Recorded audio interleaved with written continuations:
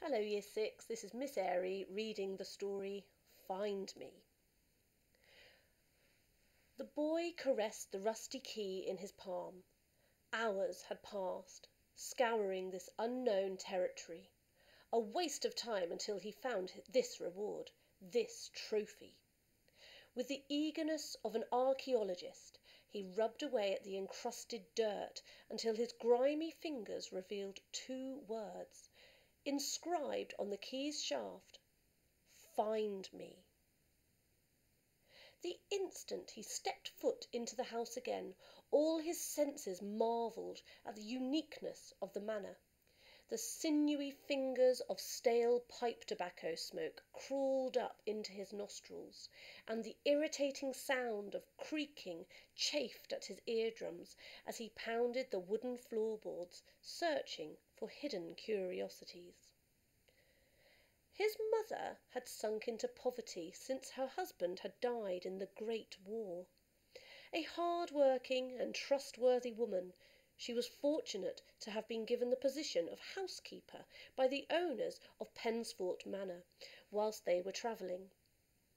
Her son, an exuberant 9-year-old, short for his age but fearless nonetheless, was delirious to find himself free to roam the many formal gardens, orchards, and wildernesses surrounding the manor, and play to his heart's content within the walls of the ambling house. Nimbly traversing the many corridors, the boy wandered into a room, yet undiscovered, and pondered over its impressive paintings with elaborate gilt frames, which looked to him centuries old. Someone tapped him on the back.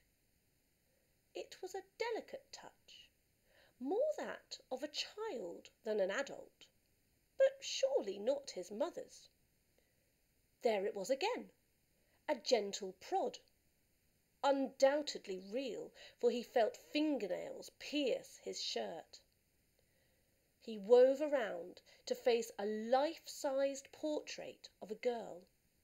She had flowing golden locks, peaceful blue eyes, but a sad, pale face full of longing and loneliness. In the background of the painting was a decaying oak door with a rusting lock. The girl moved. He could swear on it. She seemed to be clawing at his hand. Why? He spread out his palm. Of course, the key.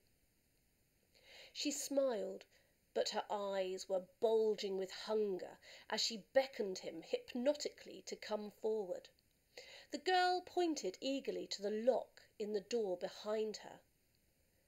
As he slid the key into it, a huge wave of light flooded out of the painting, engulfing him and his screams for help.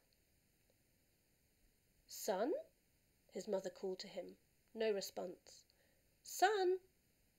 All day she had searched every inch of the house in vain desperation before she remembered the deserted corridor of rooms the owners of the house had told her not to disturb. Her heart pounded as she retraced the boy's boot prints on the dusty floorboards. On entering the room, her eyes followed the footprints leading curiously up to the gloomy picture of the girl. She recoiled in horror as her eyes took in the scene before her. The girl's pale hand rested on the shoulder of a new companion, one that was not meant to be there. Her son.